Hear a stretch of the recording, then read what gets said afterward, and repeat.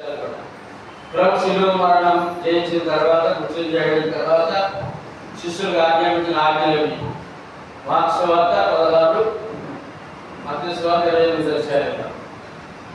కనుక ఈ మార్క్స్ సువార్త యొక్క ఆజ్ఞలు అందులో ఏమున్నాయి అంటే సువార్త ప్రకటించమని ఆజ్ఞ. మొట్టమొదటి ఏముందండి? సువార్త ప్రకటించమని ఆజ్ఞ. రెండవది సువార్త నమ్మమని ఆజ్ఞ. సువార్త నమ్మమని ఆజ్ఞ. మూడవది బాప్తిసం పొందమని ఆజ్ఞ. 15 వచనంలో ఈ యొక్క సువార్త ప్రకటించమని ఎవరికి ఆజ్ఞ? ఇప్పుడు అన్నాడు శిష్యులకి, ఇప్పుడు మన శిష్యులు. మనం ఎవరైనా ఇప్పుడు శిష్యులే కదా, సువార్తలుగా మనకు ఆజ్ఞ. సంఘానికి కూడా అదే ఆజ్ఞ. సంఘానికి కూడా రక్షణ పొందిన ప్రతి వారితో బాధ్యత. సువార్త ప్రకటించే బాధ్యత. తర్వాత ప్రకటించిన తర్వాత నమ్మే వారి బాధ్యత విశ్వాసం. ఆ సువార్త విన్నవారు అది కూడా ఆజ్ఞ.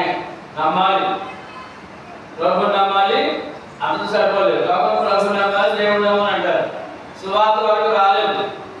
సువార్త వరకు రాలేదు. సువార్త నమ్మాలి లోకం అంతా కూడా. బాప్తిజం పొందాలి. సువార్త నమ్మిన తర్వాత ఇప్పుడు లోకంలో చాలా మంది అండి నేను ప్రభుని నమ్మాను ఆ బాబే అంటాడు.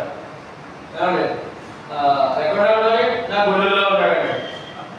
ఎక్కడా నా పర్సులో అంటాడు. పర్సులో ఎక్కడ పర్సులో ఏముంది? ఫోటో. ఇంట్లో ఫోటో. అక్కడ సరిపెట్టుకుంటాడు.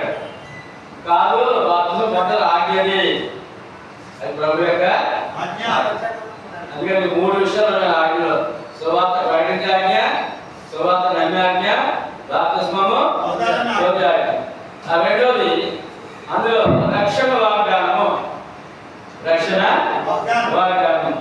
మూడవది శిక్ష హెచ్చరిక. శిక్ష అనే హెచ్చరిక. ఈ 3 అందులో ఉన్నాయండి. కనుక సువార్త ప్రకటించమనే ఆజ్ఞలో మీరు ఉన్నారు. ఈ సువార్తలో మీరు గనులు. సంఘం ఉంది. సంఘం ఎవరైనా సువార్త ప్రకటించి దైవాజ్ఞ పాటించిన వారు ఉంటారు. అనుక్షణం సువార్త ప్రకటించి బతులమై ఉన్నాం. ఇక క్రీస్తు ప్రభువు సర్వాధికారిని ఆయన చెప్పడం జరుగుతుంది. మొదటి 18వ వచనంలో పరలోకమందును సర్వాధికారము ఇవ్వబడింది.